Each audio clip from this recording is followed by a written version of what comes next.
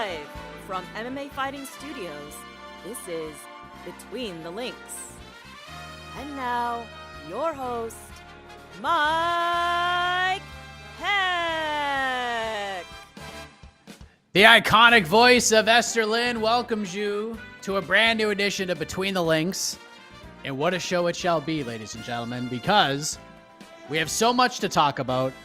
Just so much. We have the fallout of UFC 280. So many storylines came out of that event. We have a brand new lightweight champion of the world in the UFC.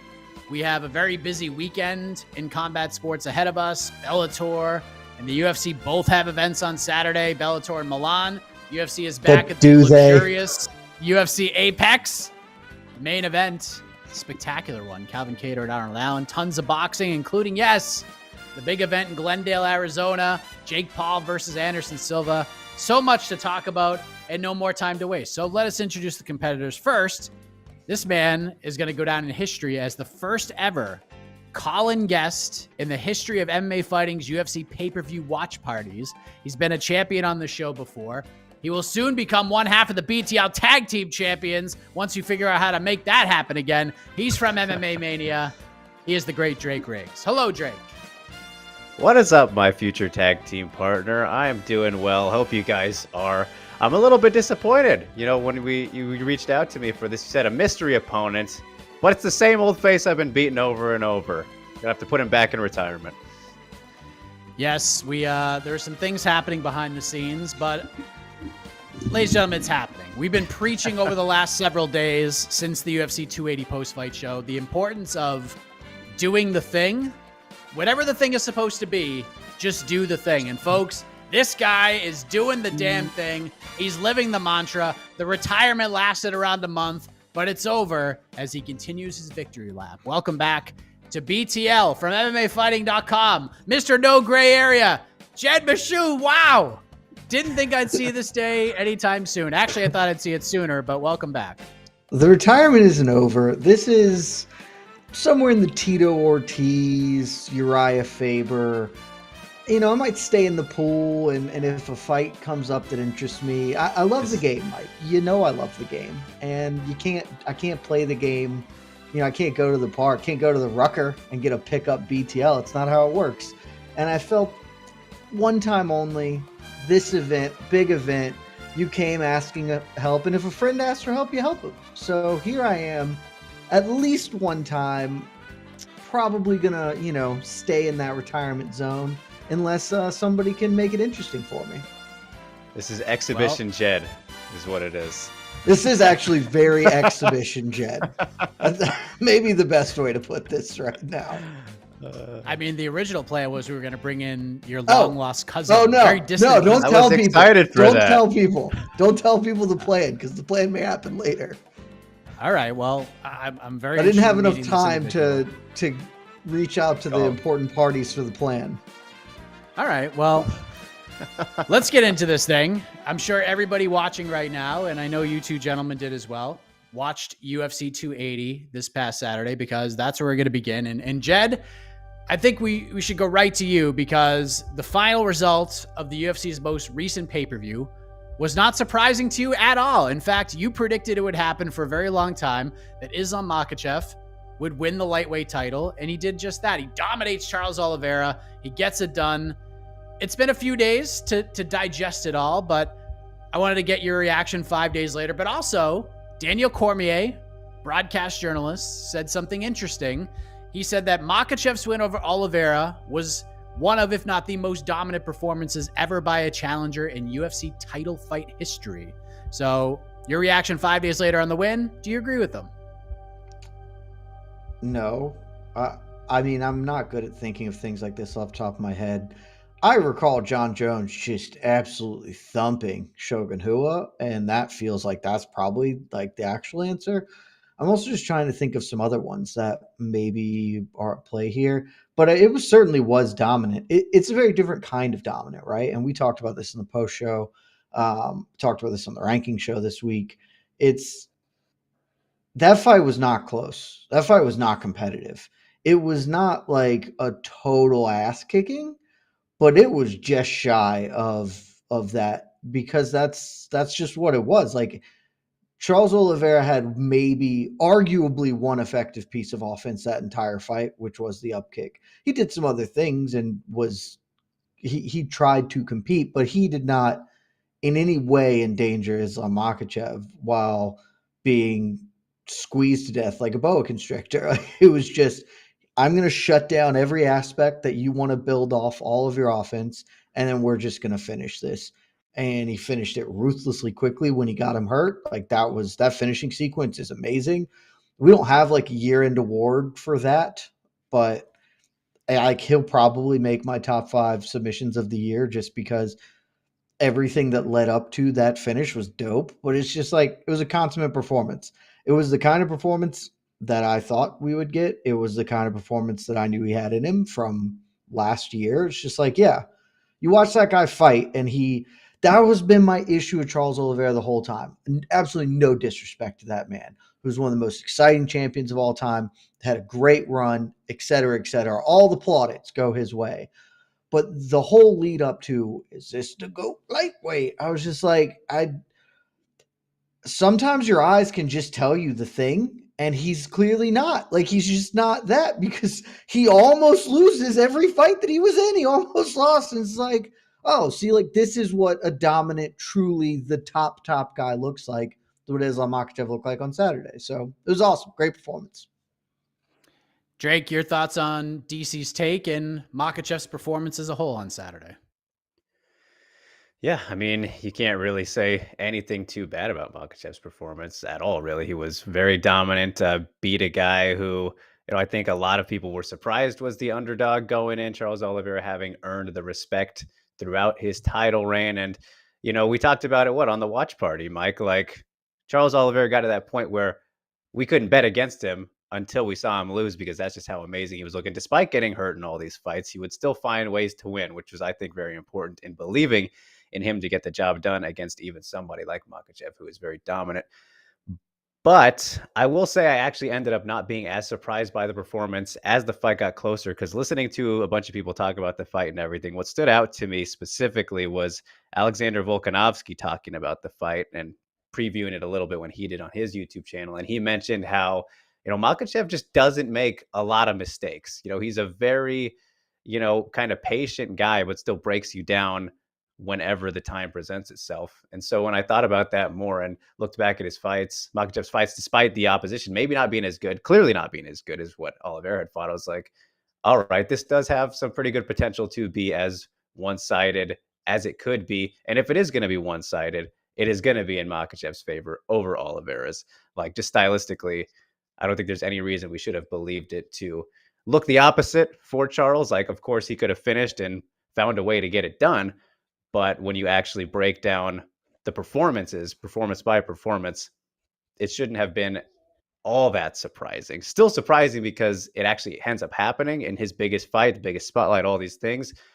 But maybe not as shocking the more you dive into it. So definitely very impressive, and nothing really bad to say about it. And as for DC's comments about what it being the best performance from a title challenger, it's up there. I don't think it's number one. And obviously, Jed mentioned a good one with Jones versus Shogun. Obviously, I missed the best one. There's one very obvious answer. Dillashaw Barao comes up. It's a good one. Joanna versus Carla is maybe, for me, off the top of my head. Even Rousey and Holm versus Rousey. Still missed.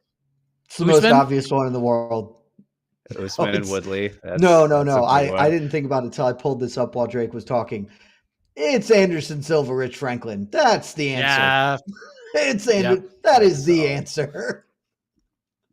Yeah. It's a good one. So, I mean, there's a lot of good ones to choose from, obviously, but I don't think it's the best. I don't even know if it's top 3, but probably top 10. I mean, we just rattled off a good 7 right there. That's the thing, though. If you notice all that list of dudes we rattled off, like Usman, Anderson Silva, John Jones, Joanna, what is the thing about every name on this list? They became long reigning dominant champions. Like that's what we're in for with this guy. He is clearly that. All right. Well, we'll touch on that in a minute, but Drake, I want to go back to you because we live in a world in 2022 where the UFC ranking, the UFC rankings exist, but they mean nothing. Win streaks mean very little. Meritocracy, for the most part, it doesn't exist in the UFC. And having said that, Islam Makhachev not only had an A-plus performance in the fight, but between him and Habib, nice little assist from DC, A-plus post-fight interview as well. Got us building towards a fight for the lightweight title between Islam Makhachev and the man you just mentioned, the featherweight champion of the world, the number one fighter in the globe, pound for pound, Alexander Volkanovski. So Drake, let me ask you this. Is this the right call? Are you in on this? Is Beneil Dariush slighted? What do you think?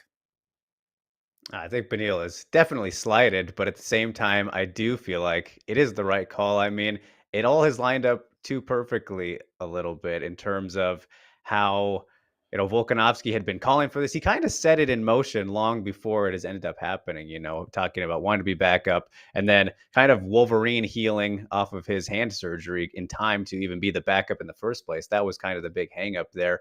And obviously there was the confusion with Dariush thinking he'd be the backup. And then Volkanovski's like, no, I got this. And it doesn't really make sense to be like, okay, he's getting a title shot because we gave him the backup spot. Like we've seen a lot of guys not get that before. Manel Kopp comes to mind recently when he joined the promotion even. And that was just kind of a big compliment to him, but he didn't go on to fight for the title yet, if he ever does. But for Volkanovski, he's obviously a champion, the best in the world right now. So it's a little bit different than that. He has fought at lightweight before. People forget, and I think don't obviously realize that what he made is when he joined the UFC in his debut fight, he was at lightweight still and then dropped down. So, I mean, obviously it's been primarily featherweight and he's been perfect there. So I'm not mad at it specifically because of the fact that I love when these two skill levels are going against each other. And between Volkanovski and Makhachev, they're two very, very different kinds of dominant right now. Maybe not two very, very different kinds of dominant, but obviously Volkanovski a lot more well-rounded and shows off more of the overall skill set than just going out there and smashing people like Islam has been doing. So, and in terms of obviously the business side, you can never beat champ versus champ for the most part. And in Australia, like the timing of everything is too good for the UFC, I think, to pass up here. Dariush, I would love to see that one because of the grappling, like the Gamrot fight, I thought was sensational. Those scrambles were chef's kiss in the first round, if you will. So I still really want to see that fight. I'm afraid, though, that because of the prolonging, there'll be some ridiculousness with the MMA gods halting Dariush's momentum. He'll lose whatever his next fight is, and we won't end up ever getting to see the Islam fight. It's going to end up being a cursed one. But I can't complain that much because I think the Volkanovski matchup is still going to be very, very good and very interesting, even though people are already really counting Volkanovski out, which I don't know if that's fair. I mean, if you look at again, it's similar to with Charles, who has fought the better competition and looked better, arguably over a longer stretch of a period. I know you can argue the second Holloway fight and whatnot, but in a different division, there's all these factors. There's just too many things that make it more interesting than just a regular challenger for me. So I think it is the right call. You can't kind of pass up on these big fights. And when the champion who wants to make his first title defense against the very best fighter in the world, how do you really pass that up? And I mentioned this on Twitter too, after Volkanovski, I think kind of said something, but Mike, I'm going to ask you this and Jed, like, is it the toughest first title defense in like UFC history? What do you think, Jed? Let me think about that one for a second. I'll think about that while I answer my side of this question for you, Mike. I've come all the way back around on it. I started hating it. They sold me on it on fight night. I'm back to hating on it with the caveat that I accept it, right? My initial form of hate was I really just don't want this to happen because I think it's very, very stupid and it ruins a lot of other things. It in just the microcosm of itself is like a decently cool thing, but I think it's less cool than we think it is. And the ripple effects are just like astronomically shitty for everybody else that's not those two dudes and this specific moment. They sold me on fight night because the call out really worked. It was cool enough. And I am of the opinion, like, this is going to happen. So, like, might as well just get on board with it, I guess, like, it's, what am I going to do? Bang my head against the wall for the next 6 months? It's lame. Like I know that I'm the bad guy for saying this. I don't think this. I do not believe this will be that competitive of a fight. It'll be more competitive than Oliveira was.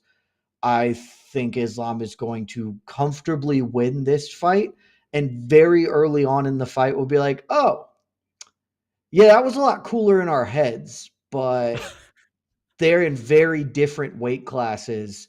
And even if they were in the same weight class, Islam's style is probably a really difficult one for the way Volkanovski gets off offense. Not to mention, Volk's about to be 34.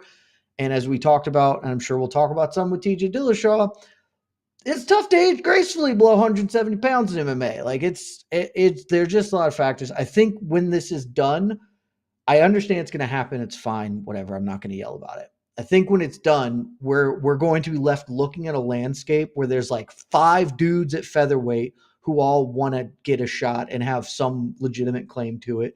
Going to be another 3 guys at lightweight angling to get the next crack at Islam. And we're going to look at it and be like, it would have been a lot cooler if maybe they both just did a little more to in their own divisions, and then we could have circled around to this a year from now if they've both actually cleaned out their divisions. And I'm a broken record. I say this all the time. Like, do the thing. Beat the guys in your weight class. You're that champion. Beat those guys. Like, and it's Volk said that the whole thing. And you and I might got into a big argument about this on the ranking show. Volk's whole thing coming in was, I don't just want to fight Max Holloway. I bring me contenders. I want to put on a dominant. And then as soon as he fought Max the third time, he's like, actually, no, that I'd rather do this. And I get why he wants it, but it just.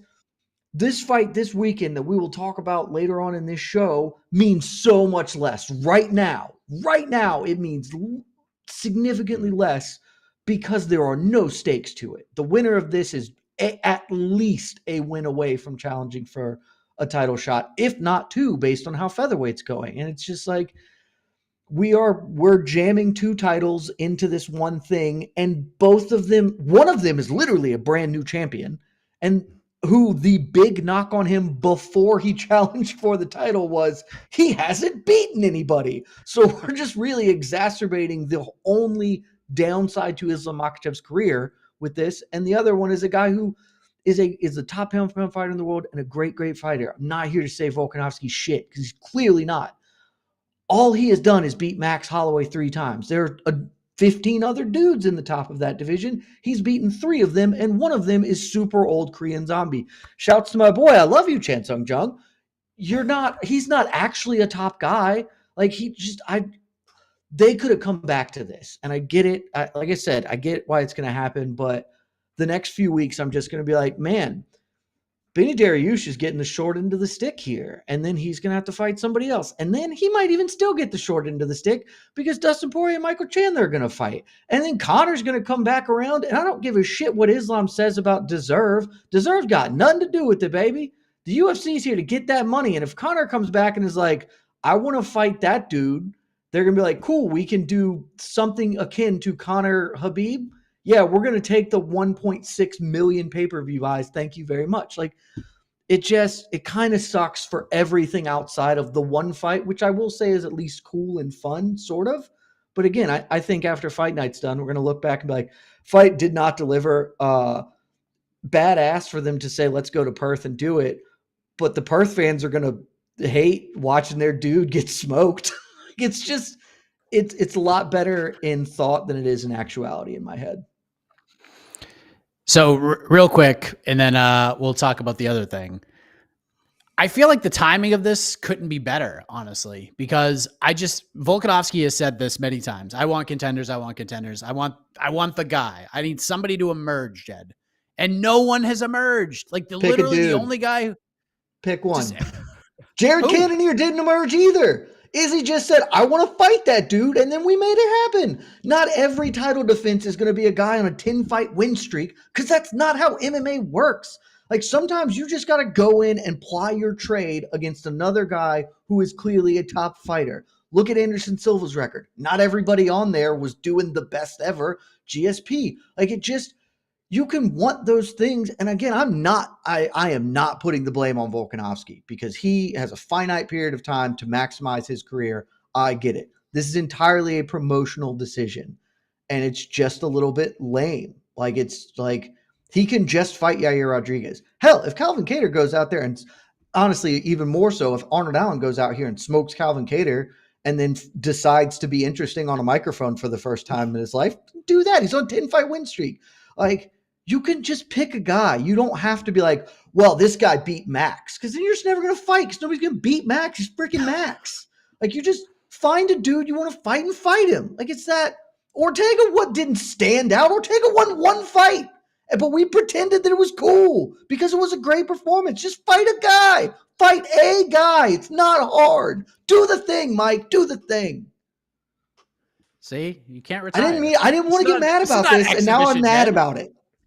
Because I knew I did not want to be mad about this. Because I knew Exhibition Jed was false. There's no such thing as Exhibition Jed. This is like my big pet peeve in this sport. Do you agree with him, Drake? Do you see any? Do you agree with any of his points on that before we go to the final thing on this? I mean, I get it. I do. But at the same time, I do look at, the featherweight situation, and I would like somebody who's a lot clearer and more deserving than, just a random situation. I mean, yeah, you could pick somebody, but again, I don't really care deserving. about this. All of them are deserving. They haven't had the chance yet. Come on. Oh, goodness. I mean, I don't know. I don't know. You take the champ versus champ when you can get it, I think, in this case. And again, I think it makes for a very compelling fight. And you guys still didn't really answer my question. Like, where does Volkanovski rank in this whole situation? Well, that's where I was going to go with this, and I'll throw it to you, Jed. So I'll present it in this way, because you mentioned that we are on the cusp, the precipice, if you will, of a historic run here. You talked about comparing some of the other dominant challengers who won titles. They went on these long, incredible runs. And like Drake said, and I've heard this from a lot of people feel like Volkanovski could be the toughest test during this reign in general, not just toughest first test, but toughest test in this reign in general. And should he defeat Volk whenever this fight happens, probably in February, that this would just basically signify we're in the Makhachev era for years and years to come. So do you think that's accurate, that to get to this potential historic title run in the Cadillac division of the UFC, getting by Volkanovski is like the biggest thing he can do? You get by Volk and then it's smooth sailing. Do you agree with that? No, I think Beneil Dariush is actually a much more difficult matchup for him. I think Benny Dariush is the guy. I think I'm still picking Islam to win that fight, but if there is a guy at the weight class right now, it's Benny Dariush. And I like I said, I understand why people believe that Volkanovski is a top pound for pound fighter in the world, and he's coming off of one of the best performances we've literally ever seen inside the UFC. Like, an absolutely unbelievable showcase in his last outing. But the way for a sport that really likes to get in a twist about dudes missing weight by a pound or whatever, we're just like pretending that the 10-pound difference between the weights that these men compete at is not like a hugely substantive matter. And again, I'm not even sure that is the defining feature of this fight. I think it will play out that way, but like, I just don't see how Volk. I see how, like, if I squint my eyes, I can formulate a path for him, but I don't think that it's a consistent path that he can pull off. Like, Volkanovski is a very good boxer, and a very good, like a really good kickboxer. He is not like a huge power shot guy, and Islam Makhachev doesn't get hit. The way you beat Islam Makhachev is you have to get one piece of violence off. That's not going to be Volk. And like, Max Holloway was able to force entanglements with Volkanovski, and Max Holloway is about 23% the wrestler and control grappler that Islam Makhachev is. Like, I don't think he's going to win this fight. And whereas Beneil Dariush has a lot of factors that make that really compelling from a stylistic matchup, certainly not from a promotional one. Like, I get that 100%, but like, that's the toughest fight for him for me.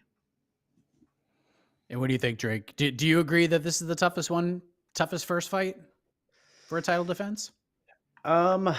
So yeah, I've thought about it a little bit since kind of thinking about that. And I think he's got to be top three. I mean, it kind of depends on if you want to count the instant rematches, because the other ones that came to mind were obviously Never GSP. count those. GSP Fitch is the one I'm thinking.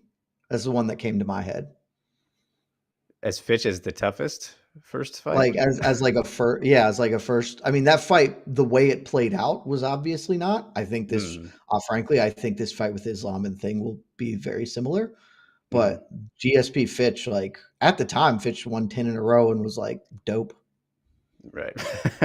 I was gonna say GSP and Sarah though, and then even Nunes and Pena Oh is what you well, could point out for well, those cases. well, GSP Sarah, sure, Right, okay, right.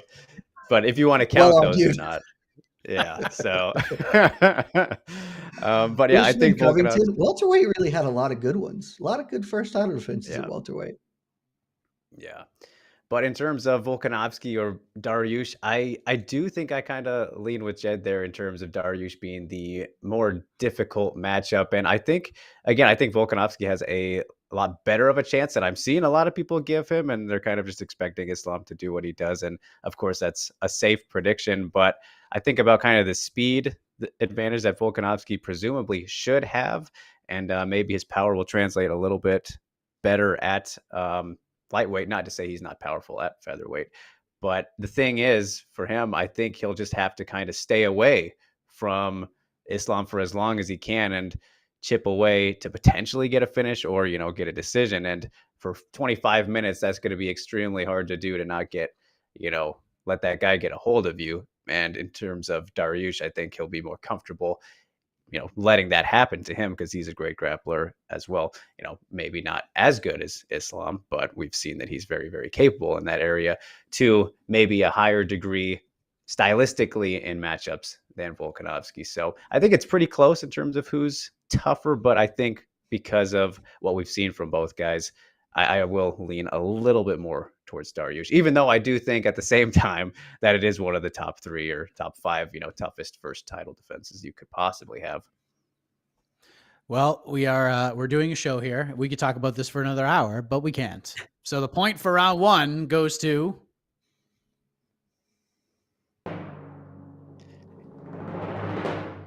Exhibition Jed. I mean, this dude just came out on These fire. are non-scored bouts exhibitions, I thought. I actually agree with Drake in that regard. Well, I mean, even they scored. I mean, there's, I just got a bucket. That's all. Got a bucket at John the McCarthy right, scoring, all that stuff. So let's move to the co-main event, because Aljamain Sterling just trucks TJ Dillashaw. And of course, one of the big stories coming out of this fight is the shoulder injury to Dillashaw. He probably shouldn't have fought. I know he spoke with ESPN, gave a little clarity on that whole situation. None of it really good. So we'll get into the Dillashaw injury in a moment. But Drake, I want to begin with you. How do you grade Aljo's performance despite the injury? I mean, we'll get into TJ's side of the injury in a moment, but Aljo went out there, did what he needed to do, and he whooped TJ Dillashaw's ass. I mean, how would you grade the performance? I give him a solid A. And I'm not at all surprised by the performance. It went exactly as I expected it to go, injury or not. And obviously, we didn't know that going into the fight, that it was a thing. So yeah, that's what I expected Sterling to do. I mean, people really got to start giving this guy credit for just how insane his top control is. And he's falling kind of into that same category as, I think, Cejudo and Covington, is just being, people just don't like him for him, but he is a very, very, very talented.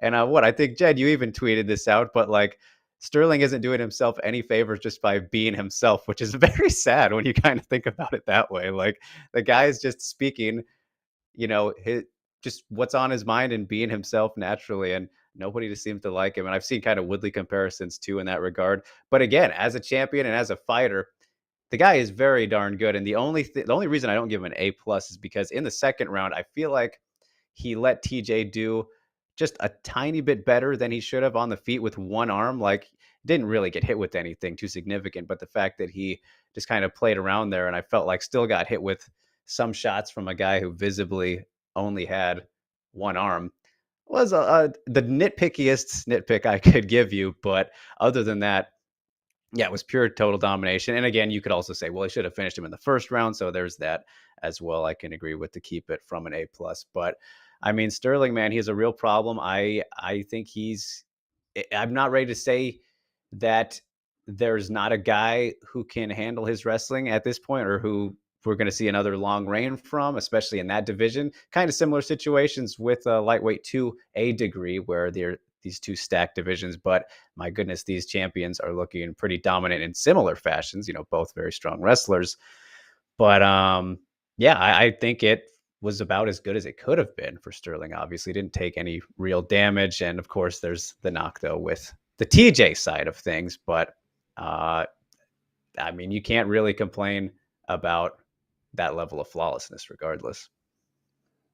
Jed, how do you grade Aljo's performance on Saturday? Like F minus. Just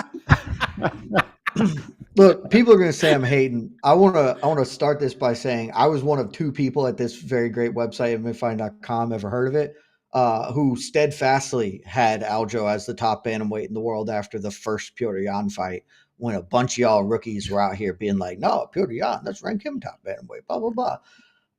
Maybe I'm an Aljo hater. I don't know. I'm just here to tell you, I take nothing from the performance because the performance is useless. Like, if you had told me he was fighting a one-armed man beforehand, I would have been like, yeah, he's probably going to beat the fugitive. It's going to be cool. There's nothing to gain from this. Like, there's literally nothing from his in-fight performance gained. I'm not going to come out.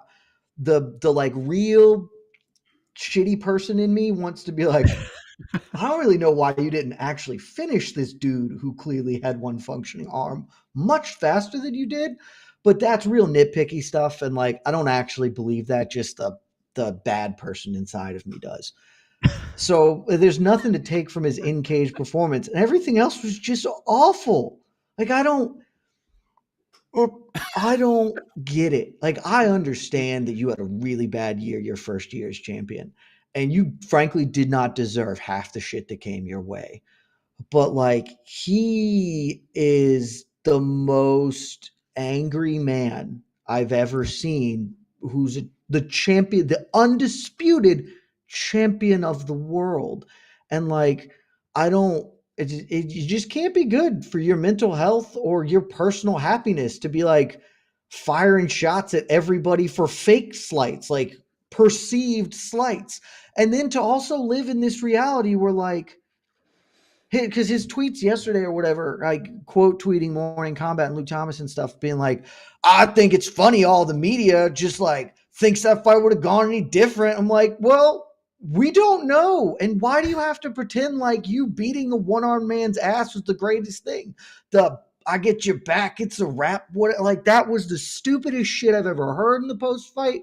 The fact that he can't even acknowledge that, like, yes, this is not the greatest, like, it's not my fault. 100%. It ain't his fault. That's TJ's fault. You did the thing. And that's what we've been talking about on the show. Do the thing. Aljo did the thing. This is a win over a former champion, goes on the resume, etc. But you can't even have like the awareness to just be like, yeah, I did what I could do. It would have been a lot cooler if he didn't have that, because I still would have gone and rolled his ass up like that. Like, you could say it that way, as opposed to be like, when people note that your fight was not real, like, well, whatever. Like, you don't have to take offense at that. But honestly, that's the part that gets on me personally. That's not even the reason he gets an F. He gets an F because he didn't do the thing, Mike, because everybody sucks at this, and I don't get it.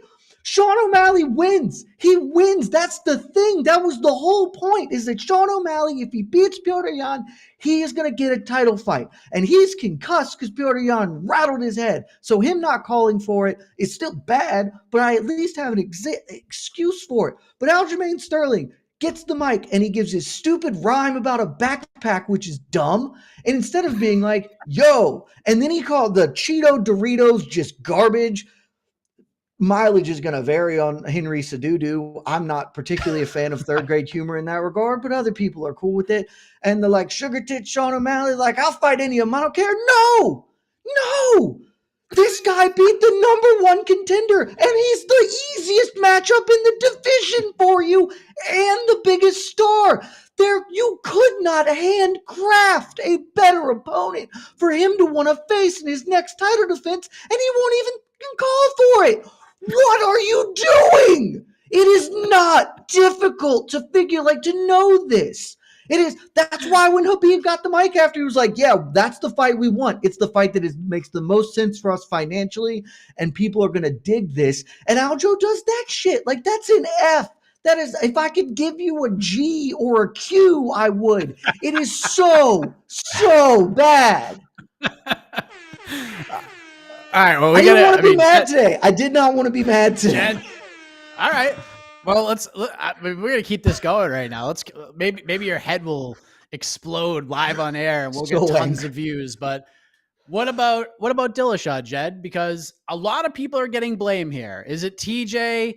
I mean, the man needs to make a living, right? He hasn't fought in a long time. Is it his team, his coaches? Is it the UFC? Is it the medical team?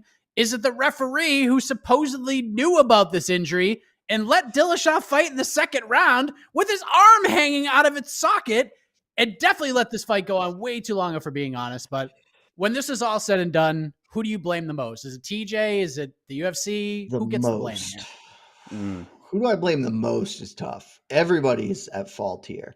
Immediately, I was very, very angry at TJ Dillashaw, and I'm still angry at him. I am at least willing to accept an argument that the man needed to get paid. And so he took it because he needed a paycheck. I don't know if that's the truth of the matter or not, but if that's the reason, that sucks. And I still think that you should not have done this, but we all got to eat. I also don't want to take too many shots at Mark Goddard. I think he's one of, if not the best refs in the sport.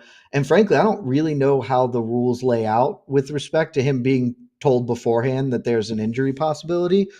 The fact that he allowed the fight to continue after the injury manifested, I do not understand. Like, it was very clear that once that shoulder was out, TJ cannot functionally, intelligently defend himself, even if he can make the attempt. And so there was no point in it. I think ultimately the blame has to be with the coaches. That's a hard pill. If that's who gets the most, everybody involved is bad. And if you want to make the argument that's actually the UFC's fault because they pay fighters shit and that's why TJ Dillashaw needed a paycheck or whatever, I'm here for that argument. But ultimately, if I'm giving somebody the most, it's TJ's team, because this is essentially there's a lot. It feels different, but we really break it down. This is throwing in the towel for your fighter who can't do the thing. Like, they knew. There is no doubt they knew. To very briefly tangent, I blew my right shoulder the F up in playing rugby in college. And it's very similar to, I'm sure, what TJ is doing. And I got to a point where I've literally dislocated this thing hundreds of times. So it got to a point where I would sneeze and it would fall out. It would fall out and wake me up when I'm sleeping. And that is not a thing that gets better. And it is very obviously a thing that you cannot work around in a professional fist fight with one of the very best fighters in the world, barring no weight class. His team knew, and they sent him out there anyway, and they shouldn't have done it. And he didn't take that big a beating.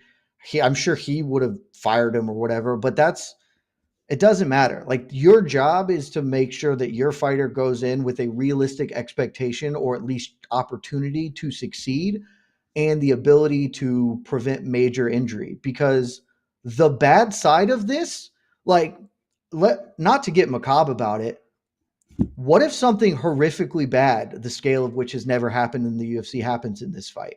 And then it comes out afterwards that, oh, yeah, so TJ's arm was blown out and we just sent him in there anyway, and now he's in a coma or whatever. Can you fathom how bad that is? How bad you as a coach or a professional would feel? How bad every aspect of that would be horrifically bad. And they are the check mark on it. The fighter's going to try and fight. He needs the paycheck, whatever. The UFC and the medical team can't really know about a shoulder issue unless they just start yanking on everybody's joints during testing. That it's on the coaching staff. And so they get the most ire for me, but everybody can get some. No heroes in this story right now. Drake, agree? Or do you pass more of the blame pie elsewhere? So originally, my thought here was pretty much completely in line with Jed. And I do agree with him. I do think the coaches deservedly should be a lot to blame here. But then it circles all back to money, right? Because the coaches are getting paid by TJ as well. And they, want their fight camps and all that. So they're going to go through with it. And if the fighter says so, all right. Who are they to stop him? Yes, they should have his best interest. But again, they're also They're getting the paid by the coach. guy. They're the That's coach. who they want to Yeah. stop them. It's literally their job. So, I mean, obviously, a lot of blame to be put there, but I understand, I guess, their thought process in that regard, whether morally correct or not. Ultimately, though, I think, and again, Jed touched on it very briefly, but with Mark Goddard, like, I am not sure how much referees have control in terms of before the fight in like that situation, letting them know, like, are they even allowed to stop the fights before they happen? Like, that seems like a weird thing I've never heard of happening, at least from a referee specifically making a call. Don't know if they have that kind of power, but they could at least let the commission or somebody who could prevent that from happening to help protect the fighter, because that is what their job is. So I would lean slightly more that it is on Mark Goddard, and I think he's one of the best as well, if not the best referee in the game all time. He's just a great referee, has been. But the fact that you knowingly let a fighter go out there, not at 100%, and then very quickly within the first minute, we see that there was an issue with TJ. Maybe couldn't identify exactly what it was as soon as that takedown happened, but we saw TJ was very much in pain. Between rounds for that fight not to be stopped, not just from Goddard stopping it, who already knew, but the doctors to not be able to notice that either. I don't know. I just don't see how that doesn't fall. I mean, yes, the blame is everywhere, but mostly for the referee, whose job it specifically is to save the fighters from themselves, because we all know they're not going to stop. We've seen it that time and time again. It's the referee's job to protect the fighters, and Mark Goddard did not do that. The fight should have been stopped earlier. The fight shouldn't even have happened, but it still did. And maybe he does have that power to stop it before the fight. We don't know, but he could have stopped it midway through the first round. He knew. Apparently he knew, right? So I think, honestly, I'd put just slightly more of the blame on him over the coaches. Now, the big question is, what do we do now with Jose Aldo, Drake? Because I'm giving you the mighty pencil. With Jose Aldo. With What are we Aldo? doing with Jose Aldo? Jose Aldo. For Aljo, Okay. excuse me. I mean, listen, Jose like, Aldo. I mean, took a turn. it should have been. We should have watched Jose Aldo on Saturday. Right, So let's just put that out there for the 5 millionth time. But I'm giving you the mighty pencil. Is it Sean O'Malley, who, by the way, I completely agree with Jed. Aljo should have completely just went all in on this. And if you didn't do it on Saturday, you're on the biggest MMA show in the world on Monday. There is your chance. Ariel set you up to do so, and you still didn't do it. Or So- still do it right now. He just Yeah. tweeted eyeballs at Sean O'Malley this morning. Dude, do you know what you're doing? Genuinely, do you have any idea how to make people interested in something as opposed to just hating you? Like, I don't know what's going on, man. So, Drake, is it Sean O'Malley, who performed admirably against Petr Yan in a win? No matter how you scored it, he won, and Dana White said what he said. Is it Cheeto Vera, who's been on a roll, or is it the Henry Cejudo factor? Is it the Jed Meshew of the UFC, Henry Cejudo, who was quote-unquote retired, now quote-unquote coming back? It is a tremendous fight on paper, no doubt about it, but it is super-duper risky from a reliability standpoint. How are you doing this if you had the power? Oh man, it's such a weird dynamic we're working with at bantamweight right now. Like, Sean O'Malley is clearly, like Jed said, the easiest matchup stylistically for Sterling. I see him having next to no chance.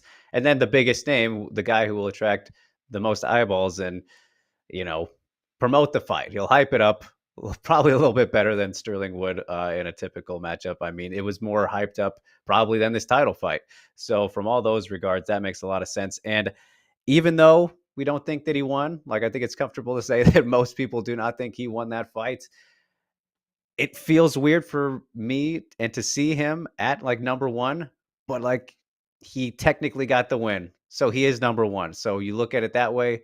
That makes sense. Dana was saying, it doesn't really matter what Dana says, right? But he was saying the winner will get the title shot. It was on the same card. It was like a mini unofficial tournament. So from all those aspects, yeah, that should probably be the one. But at the same time, it feels very weird because of the lack of clarity in his victory that maybe shouldn't have been. It was a lot closer. I don't think I would say it was a robbery like a lot of people are, but it just didn't feel like that punctuation that you need to solidify a title shot for a guy who was number 10 before this. So I would say one more max for him if we were to really ram that on home. Not that it matters for the UFC from a business standpoint. And then you mentioned Chito Vera. I think that's, he's probably got the best case outside of O'Malley from the ranking spot standpoint right now. But then there's a guy who we're not thinking about at all. I think obviously Merab could be the guy who deserves it the most. It's not going to happen, but he's the guy who should be getting a title shot on an 8-fight winning streak, been practically dominant in all of those outside of a scary first round against Marlon Moraes, and then beat Jose Aldo the last time out. I know Jed doesn't agree with that one, but it did happen if we're going to go in that same line of thinking with O'Malley over Jan. So Merab is the right answer here. He's not the one that's going to happen. We know this because of, even if he wasn't best friends with Sterling, I don't think the UFC would even maybe be that interested in it because of that last performance not being very exciting. But then, like you said also, Mike, Cejudo is the one that I want to see. I think that's probably the most interesting matchup. Why are you trying to make Mike mad? Why are you trying to make Mike mad, Drake? I'm not. Don't bring up Henry Cejudo's name. Mike doesn't like that, man. Henry Cejudo is the Olympic gold medalist, Triple C, looking for getting his belt back, and they already have a little bit of a history here. And yes, I know he might not stick around. If he wins or if he loses, he's not going to stick around. And if he does, it's not going to be at Bantamweight. But, does UFC really care about that? They're going to get the fight out of the way, and then they can instantly slot in. Here, this is what I want to see. Ideally, you have Cejudo versus Sterling, and then maybe the week before that. The only reason I say not to put this on the same card is O'Malley versus Vera 2, main event before that. However that shakes out. Speaking of shaking, Jed's shaking his head. Go. This is just everything Drake said was mostly wrong right there. I already established this.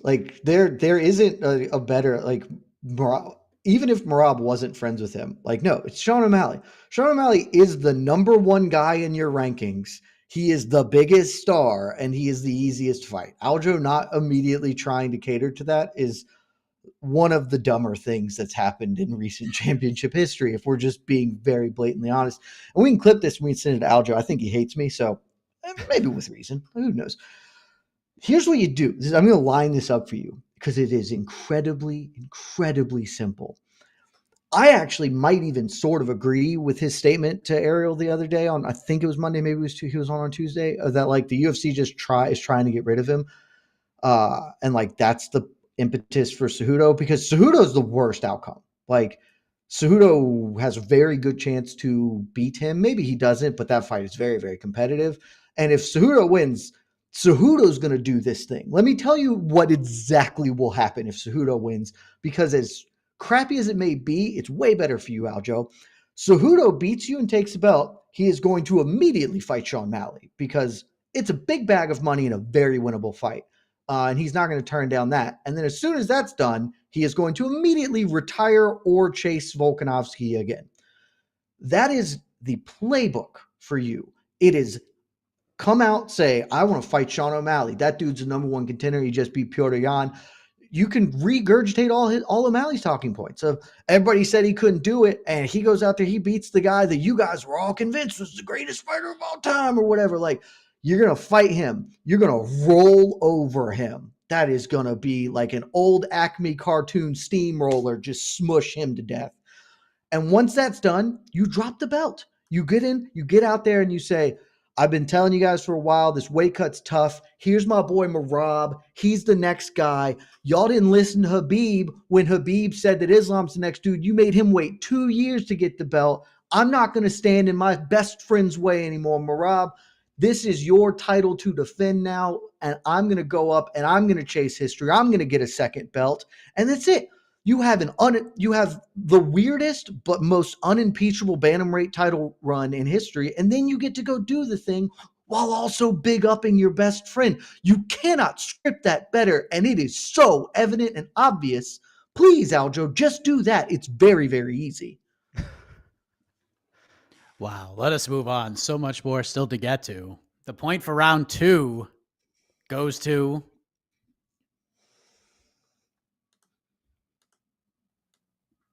there it is. I mean, I got to give it to Jed. He's up 2-0. Is that not the easy, like the most obvious path forward, right? Like it seems so clear to me that you just fight the guy you're gonna beat and then you abandon the division. Like, all right, yeah, here's my buddy. Do the thing. It worked for Habib. It was really good for him. Yes. So let's move ahead. I have a feeling Drake's going to come back and maybe steal a couple rounds here, but Jake Paul versus Anderson Silva. Jake Paul versus Anderson Silva is this Saturday. It is already here. It kind of seems like it snuck up on us, and I hear the collective moans and groans, but it's happening, Jed. How are we feeling about this? Are we excited 2 days away? Are we into this now? Like, how would you describe how you feel with this fight 2 days away? Well, I'm very excited because, Mike, you may have not looked at our work schedule this week, but I'm going to be up bright and early covering the event of the weekend, Bellator Milan. And so I'm going to have a lot of hours of high-profile quality fighting in my system to really get me geared up for the main event of the weekend, which is Paul Silva. And I got to be honest, I'm a little trepidatious. It doesn't actually matter to me. Like, really, the outcome here does not influence my life in any major way. It'd be a pretty big bummer if Jake Paul kills Anderson Silva, not because like I actually care whether Jake Paul continues to do his thing. Just this career transition from Anderson has been one of the very few times this sport is like emotionally rewarding, because Anderson's end of UFC run was so bad and so disheartening, and then he goes and the way things have been going have just been so great. And at some point, you're going to fly too close to the sun. The nothing gold can stay, pony boy. But it would suck pretty hard if the luster faded off in this particular instance. I'm going to watch, and like I'm kind of interested for, even though maybe I didn't want to be. And certainly at the beginning of the whole Jake Paul thing, Mike, I was very much not involved here. But this is a fight that is, I got some interest in it, and a lot of people are interested in it. And if Jake Paul wins this, we just have to treat him as real, not like really real, not like a pro level boxer, but a guy who can box. And if Anderson wins, he gets to keep this ride going, which is awesome. So if there are stakes and this matters and it's fun, and I'll be watching. Drake, are you sharing the same sort of enthusiasm, I guess is the word to use? Something tells me the answer is no. Mike, you always bring me on for these weeks, these Jake Paul fight weeks, and I feel the same every time, which is I just do not care at all about Jake Paul fights, his boxing matches. I don't care that it's Anderson Silva. I didn't care about the end of his UFC run. I knew he was done before he was officially done. Sure, it's been fun and cool. Good for him to get some boxing wins after that. But like, I'm not a boxing guy in general, so that's one. But then plus Jake Paul, the celebrity YouTube guy, coming in and actually doing okay, that has been interesting and ridiculous to see. But I don't care about it as it's happening. Afterward, I'll check out the result and be like, oh, okay, look at that. He won again. He's he's still undefeated. He's beating all these actual fighters now. Okay, that's fun and cool. Good for him. But I'm not going to invest in him. The only interesting thing I think that's happened leading up to this has been what's been happening within the last couple of days, where Silva allegedly misspoke or about getting knocked out or whatever in training camp. And that's not even really related to what happens in the fight specifically. It could end up being the case, but we've seen Silva knocked out before. Obviously, if that has happened, there's reason for concern there. And I think what the commission is looking into that. So, but the guy's almost 50. So at the same time, it's like, I don't know, man. I've been over the whole Jake Paul thing. And once he gets to fighting like an actual boxer is when I'll be a lot more intrigued by it. And yes, Silva is going to be the best, closest thing that we've had to that. But again, he's almost 50. He's almost 50. And I don't know, man. It's an exhausting topic for me. I will check out the results afterward, but I don't care to catch this live, especially not on my birthday weekend. As the last, I want to be far, far away from this nonsense this weekend of all weeks. But it is very fitting that it would be Freak Show Halloween fight weekend, which the last time Silva fought on didn't go very well for him. So we'll see if the combat sports gods have any mercy whatsoever. So I was going to go the prediction route for you, Drake, but because you are so intrigued by this matchup or not intrigued at all, what would make you intrigued? Like, what result is the best case scenario in your eyes? Like, what would be the best possible thing that could happen on Saturday, the best possible ending, the most intriguing conclusion? What do you think? Would anything get you on board depending on the result of this fight for any of this stuff moving forward? That's a great question, actually, Mike. I like that a lot. And, my heart deep down says, well, I do want to see Jake Paul get knocked out. I would love to see that. We all have wanted to see that since he got into this thing. But since actually following along with it a little bit more than I would have liked to and covering the event together, the Woodley rematch, Mike, I don't know. I've started to like the chaos a little bit. So there's a part of me that's like, if Jake goes out and starches him in a minute, I'm going to enjoy seeing all the upset reactions to that. So that's kind of where I'm like, I think that would give the internet streets are going to be a tough hang if that happens. Right. That would bring me maybe more enjoyment than seeing Jake get knocked out, because then he'll be humbled and no fun after that. Yes, he'll still be able to get his Nate Diaz fight and whatnot, but I think the longer he stretches this out and does better, the more ridiculous the ridiculousness already is and going to amplify. So you know what? I think that might be it for me. I don't really care if either of those things happen, but what would entertain me most would probably be that. Jed, I got to say, I'm fascinated after hearing Drake's answer. So same question for you. I think the best outcome, the best one is that Jake Paul loses, but competitively, right? Like, I think Anderson should win this fight. Just look at the people Jake Paul's beaten, and not all of them in like good fights or even the best performances. And Anderson Silva I don't care that he's 50. There's a chasm the size of the Grand Canyon between Anderson Silva and Tyron Woodley as far as boxing goes. So I think Anderson should win this fight.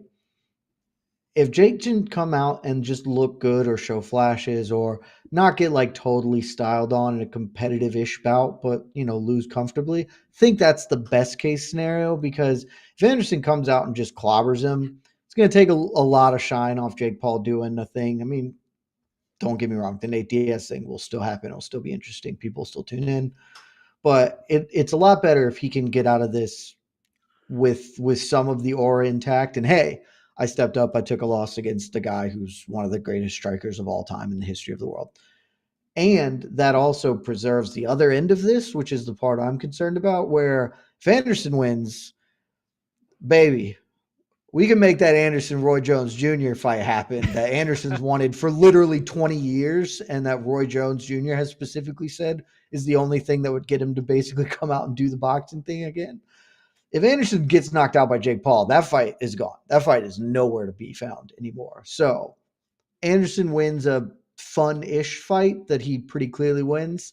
I think that's where we're cooking with the most gas on both sides of the ball. All right. What about Silva versus Nate Diaz? Do you remember Nick Diaz? I don't recall that being the most fun fight in the world. I don't want to remember that. No. He laid down. Nick, But Nick everyone laid else down will that one forget it. time. Yep. That one photo, which is the only interesting thing that happened in that whole fight. So That's Very true. Well, let's go to the final round of regulation. The point for round 3 goes to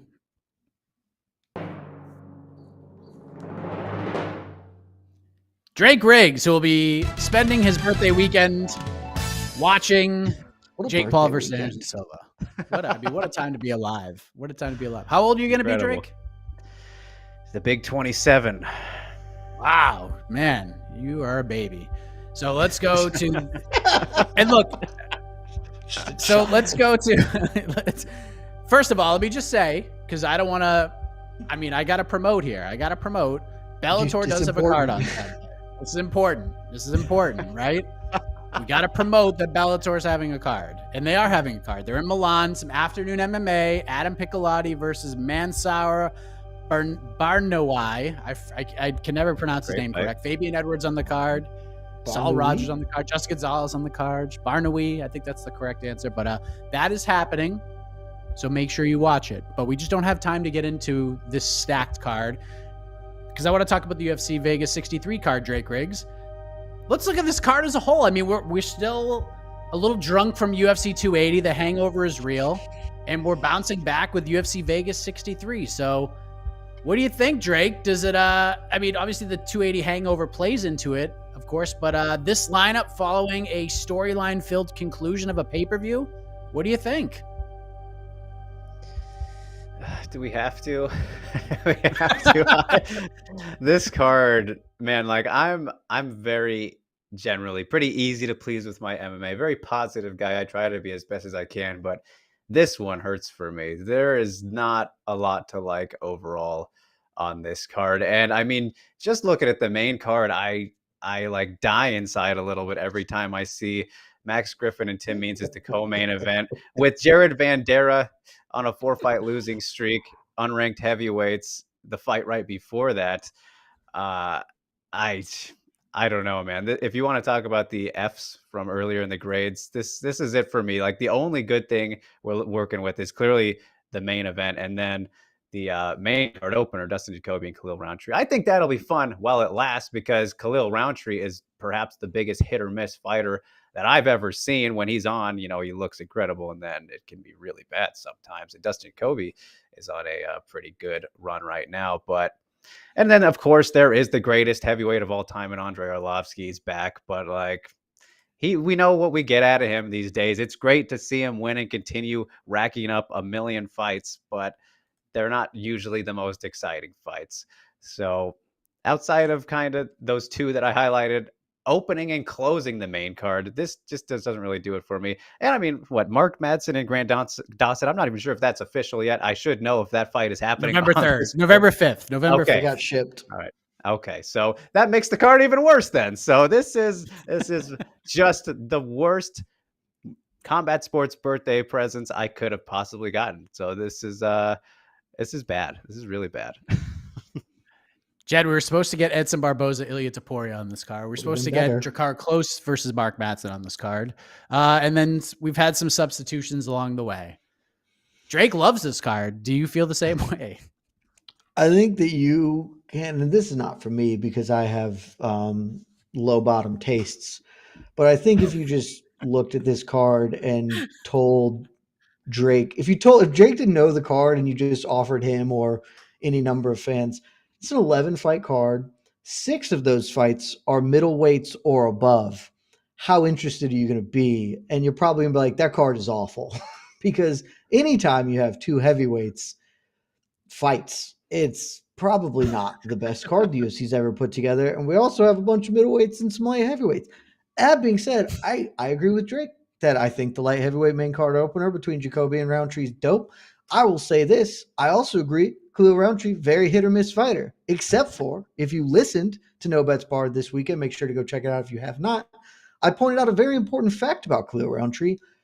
He never misses when he is fighting a former Glory kickboxer. 2-0 with 2 performance bonuses and brutal knockouts the 2 times he's faced a glory kickboxer. And what do you know? Dustin Jacoby, glory kickboxer. So Khalil Roundtree is going to probably do something really cool if history has any say in the matter. So that fight's cool. Some other stuff like the co-main event, it's shout out to AK Lee. The penultimate fight is probably going to be a pretty fun fight at least. And the main event's awesome, though, as my earlier point, it's less fun than it would be if there were stakes attached to this beyond you get to be the number 5 featherweight in the world and then hopefully fight, I guess, Max Holloway, or maybe you can swing in and snipe Josh Emmett. Like it's a decent card. I think this card is what it is. This is the post hangover card. Like not everything's going to be a winner. There's at least enough here. The main event is a great fight. You know, they gotta fill 42 event slots a year, man. Some of them are going to be this. Yeah, I mean, look, the main event's doing a lot of the heavy lifting here. Like you guys both mentioned, a couple of intriguing matchups. But Calvin Kattar versus Arnold Allen for a potential 25 minutes, Jed. It's fantastic. I love this fight. I'm torn in regards to overall skill sets. I'm torn for a number of reasons here. There is one factor that's kind of weighing in my brain when I think about this fight, but I wanted to hear yours. Like, if you could pick one thing, what do you think will be the determining factor in this fight? And I was going to ask you what's on the line, but now I don't need to because you said just the number 5 spot. Nothing is on the line. It's great that you framed it this way because to me, there is one factor that matters in this fight, and it is just where Arnold Allen is in development, right? Like Calvin Kattar is who Calvin Kattar is. He is a baked cake, and that cake's delicious and awesome, but he ain't doing anything different. Like he's at, and if they go in as they are, 50-50 fight, I can absolutely see Calvin Kattar just boxing his ears off. I could also see Arnold Allen being crafty enough, defensively responsible enough, mixing the martial arts to AK's chagrin. Like that fight's very even, but I have picked Arnold Allen to win this fight on projection. The projection that he is only 28 years old, and this is where he should be hitting, like really coming into his own, hitting his peak athletically, physically, mentally. And so I think that we're going to see that because I think we started to see it. The Hooker performance was really, really A+ stuff. And if he can build on that, then it should be his fight because they're here. And if he's jumped a level, then he's up here. And then this is a guy who's going to challenge for a title. But that's it. If it's not, then this 50-50 fight, coin flip either way. But if Arnold Allen's going to look as good and have made the leaps that I think he is capable of and will, this should be his fight. Drake, what say you? What's the determining factor in this fight on paper?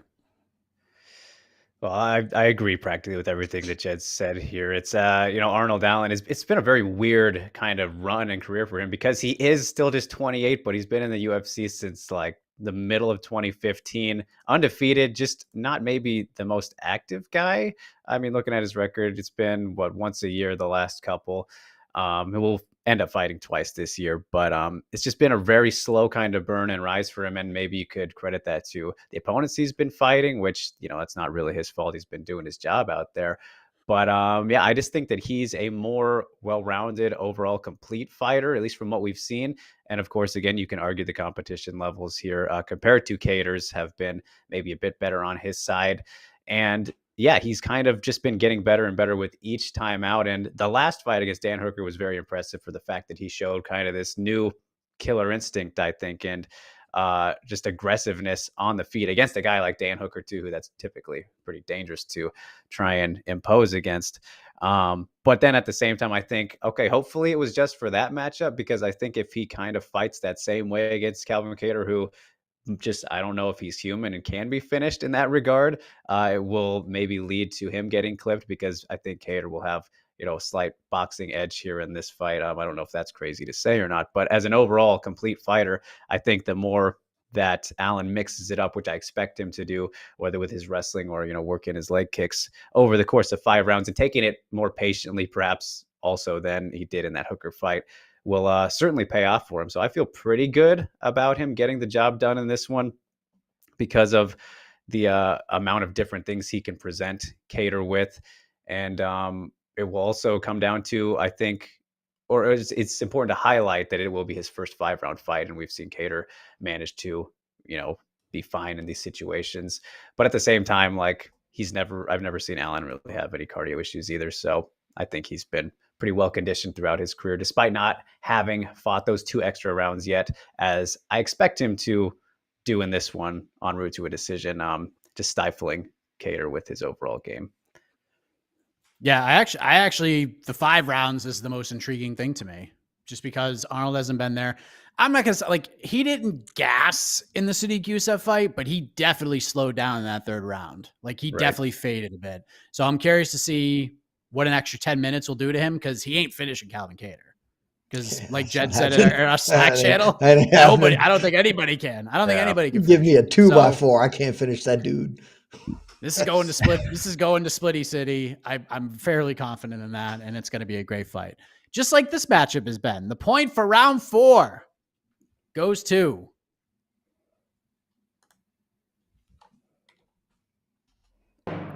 yes, indeed. It goes to Drake Riggs. It's 2-2. This is one of those questions where it's like, it's good to go first. And I think you set the table nicely, which means we're going to the final round, the knockout round, the exhibition knockout round, where we're just going to have some fun here. There's no real stakes.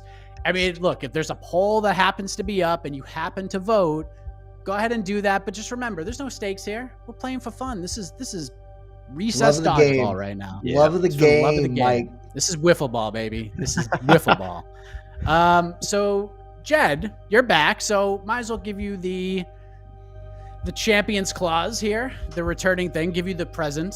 It is an exhibition after all. Do you want to go first, or do you want to pass this over to Drake? I think you know where this question is going, and I'm sure Drake might go first. Screw it. I'll go first. Why not? Jed, since it doesn't matter, let's go first. Yeah, I mean, look, not that it matters. I mean, and I think we did a pretty. You're gonna make job. Me mad again, aren't you? You're gonna make me mad again. I think so. We gave you 2 rounds of anger, 2 rounds to calm down, and now I think it's time to bring you back up a notch, because there's a gentleman who you might know. He's a former fighter. He's now a commentator for Bellator. Would you say he's part of the media? Yeah, it's part of the media.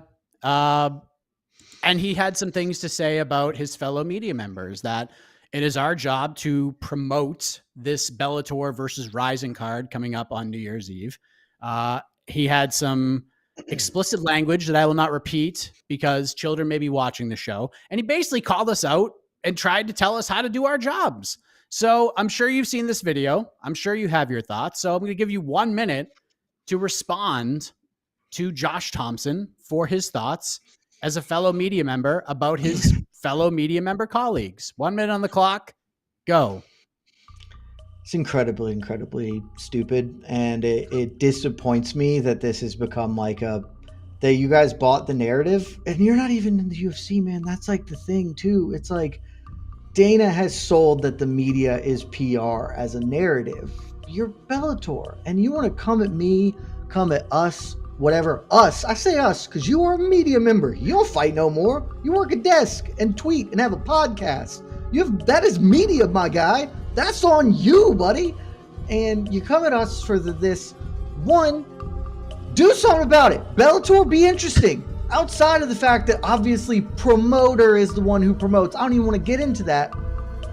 You want to talk? Let's talk facts, baby. Bellator gave us 2 Logan Storley main events this year.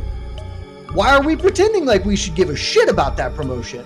And I think Logan Storley's a decent fighter, but nobody cares. Nobody cares. And we're not gonna send people to scenic Uncasville to cover Logan Storley.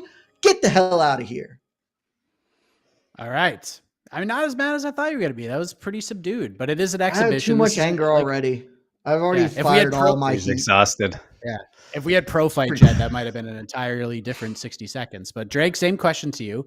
I'm sure you saw this video. I think Josh got the response he was hoping for. Let's give him some more, shall we? Let's give him some more of a greater sense of entitlement and righteousness. 1 minute on the clock. Go. Well, Josh, I mean, despite the fact that you are completely and entirely wrong, because promoters are the promoters for a reason. It is their job. It is not our job as the media, yourself included. You are helping out with what you are saying to do. So, I mean, you are a part of Bellator, and I get it, man. But at the same time, you do have to give us something to work with. In the case of Bellator, who has been just abysmally horrific at promoting their own events this entire year, how is it on us to promote something sometimes people don't even know is going on? And it's just in the title, man. It's such a frustrating and annoying thing to mention. And then you mentioned the credentials getting pulled from the UFC if we are to cover other events.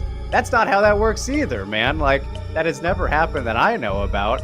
And for the fact to bring that up like it is true just kind of undermines everything in the first place. So cast your exhibition votes. UFC does not care enough about you, my guy, to think that us covering you is going to be a negative for them. That is not on their list of concerns. My man Nolan King has covered like 30 Bellator events since the pandemic started. You've covered Bellator. You've been. I've covered them too. Of course, I love covering their cards. It's great, and I love Bellator. I love Bellator. I love the promotion. I love the people who work within the promotion. But this is just terrible. This was for wrestling fans. This was Hangman Adam Page. That's what Josh Thompson did. He went into business for himself. He put himself over. He broke the media rule. He broke the law. You never make it about yourself. And he made it about himself. That's what he did here. He wanted to trend on Twitter. He wanted us to talk about it. And guess what? You're welcome, Josh. We're giving it to you. But it ends now. This is it. Your 15 minutes of fame are gonzo, my dude. And this is a horrible take. It was terrible. It made no sense. It is not our job to promote anything. And by the way, can I just say this? The timing of you putting out that video, which, by the way, you probably had an entire show talking about the fighters and the fights and what matchups you liked most. You couldn't have chosen that clip or any of those other clips to put on there. You chose that minute and 13 seconds to put on there. That's because you went into business for yourself. This wasn't about Bellator versus Ryzen. This wasn't about AJ McKee and Patricio Pitbull and all the great fighters on this card, which, by the way, no one had a negative thing to say about it. Everyone saw this when they woke up yesterday morning like, ooh, this is pretty friggin' cool. No one had a bad thing to say about it. Poster's dope. It's super dope. No one had a bad thing to say about it. And then you put this video out. You went into business for yourself, my dude. And that's okay. That's all right. That's the choice you made.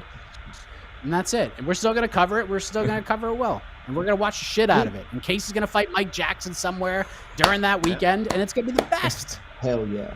The one thing I didn't understand. Have we ever not covered Bellator? Because if so, I'd like to make a petition to bring that back. Because apparently I'm covering Milan. And I wish that was not the case on Saturday. I'm going to be honest with you. Oh, man. Well, the one thing I didn't understand with the whole Josh Thompson thing was like, they only released the fights like maybe like 2 hours before Josh Thompson even said that. Yeah, like there wasn't, it wasn't even like. They also did it. They've released 4 fights. We didn't even get the whole card. We just got the big names. And they gave like he came out with that video like 10 minutes after the fights were released. I don't even understand. Like it seemed like it was like I just found out about it. I saw the Josh Thompson thing before I even found out about the fights. I was like, what are you talking about? I was like, genius move. Do your effing jobs. Do your effing jobs is what he said. Do your effing jobs. And I was going to crush him on Heck of a Morning. And I did talk about this for an extended amount of time, but I didn't. I just focused on this one thing because I talked to my kid and I said, how would you respond? And he said, just be nice, Daddy. And I was right in the middle. But I focused on this one thing. But hopefully the exhibition results are in. We have a lot to talk about. We have Heck of a Morning tomorrow morning. We got a UFC preview show at 3 p.m. Eastern. Casey, Shaheen, and Jose will do another preview show for Jake Paul versus Anderson Silva. They're going to shoot it in Glendale. Not going to be a live show, but it'll be very cool. Maybe it will be. I don't know. Then we'll have a UFC People's Pre-Fight show. We're even going to have a Jake Paul versus Anderson Silva People's Pre-Fight show on Saturday. Post-fight shows galore. AK and I are back on Sunday with On to the Next Mike, one. where can you find all those shows? MMAfighting.com. It's a great website. Great website. Thank you. Great website. All right. So do we have the winner of this contest? We do have a winner. All right. Who won this hypothetical battle that never happened? Fantasy. All right. No winners or losers here. Except the winner and the loser. Thanks, Case. Your winner today with 54% of the votes is